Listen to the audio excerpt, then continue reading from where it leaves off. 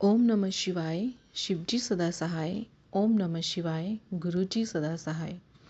साथ संगत जी, ये मेरा दूसरा सत्संग है। गुरुजी का बार बार मुझे मैसेज आ रहा है कि अपना सत्संग शेयर कर। साथ संगत जी, मैं आपको बताना चाहूँगी कि किस तरह से मुझ पर गुरुजी की कृपा हुई। अभी कुछ दिन पहले मेरे घर में अचानक से शाम को मेरी सासू माँ की तबीयत खराब हो गई। काफ़ी ज़्यादा ख़राब हो गई। उनको सांस लेने में दिक्कत हो रही थी और वो एकदम से बेहोश हो गई। तभी हम उन्हें हॉस्पिटल ले गए। वहाँ ले जाकर उनके टेस्ट कराए तो पता चला कि उनके ब्रेन में एक क्लॉट है, जिसकी वजह से उन्हें ये प्रॉब्लम हुई है। घर पर सब लोग बहुत परेशान हो गए। बहुत ही टेंस का माहौल था। हमें समझ नहीं आ रहा था कि कैसे ये सब ठीक होगा। डॉक्टर्स ने अपना ट्रीटमेंट स्टार्ट कर दिया। थोड़ी देर में उन्हें होश आ गई।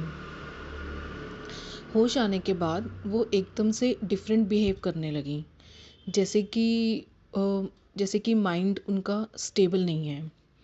वो पूरा दिन 24 आवर्स उन्होंने हम लोगों को मतलब बहुत ज़्यादा जैसे परेशान करते हैं ना पेशेंट, उनको समझ नहीं आ पा रहा था कि उन्हें, वो कभी कहते थे कि उन्हें कभी कोई चीज़ दिखाई दे रही है, वो कभी कहते थे कि उन्हें कुछ चीज़ें चलती हुई दिख रही हैं।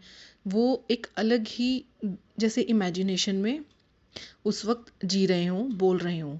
और डॉक्टर से ट्रीटमेंट लेने से उन्होंने मना कर दिया। जितने भी डॉक्टर्स उनको चेकअप के लिए आते थे, जो नर्सिस इनको इंजेक्शन देने के लिए आती थी, वो उनको मार के भगा देते थे। यहाँ तक कि उन्होंने अपने बेटे और यानी कि मेरे हस्बैंड को भी मार के दूर कर दिया, भगा दिया कि कोई उन्हें हाथ ना लगाए और वो उन्हें घर ले जाएं। वो ये मानने को तैयार ही नहीं थे कि उनकी तबीयत ठीक नहीं है, उनका ट्रीटमेंट चल रहा है। May be it's because of brain stroke, जो भी ब्रेन में उनको प्रॉब्लम हुई थी। तो हम लोग इतना परेशान हो गए थे, रात का टाइम हो गया था। तो अब मैंने गुरुजी से हेल्प मांगी। मैंने गुरुजी से अरदास की कि गुरुजी इस सिचुएशन को कैसे हैंडल किया जाए। तभी मेरे पास इंस्टाग्राम पे गुरुजी का मैसेज आया। गुरुजी ने कहा कि घर पे लोटा गुरुजी की फ़ोटोज़ को छुआ के उसमें जल भर के मंत्र जाप करके जल को ब्लेस करके मैं अपनी सासू माँ को पिलाऊं। तो मैंने बिल्कुल वैसे ही किया, लेकिन मेरी सासू माँ ने जल पीने से मना कर दिया क्योंकि वो उस वक्त अपने मेंटली स्टेबल नहीं थे। तो हम लोग फिर घबरा गए कि अब हम क्या करें। तभी गुरुजी का एक और मैसेज आया कि इस जल का उनके ऊपर छिट्टा मारो।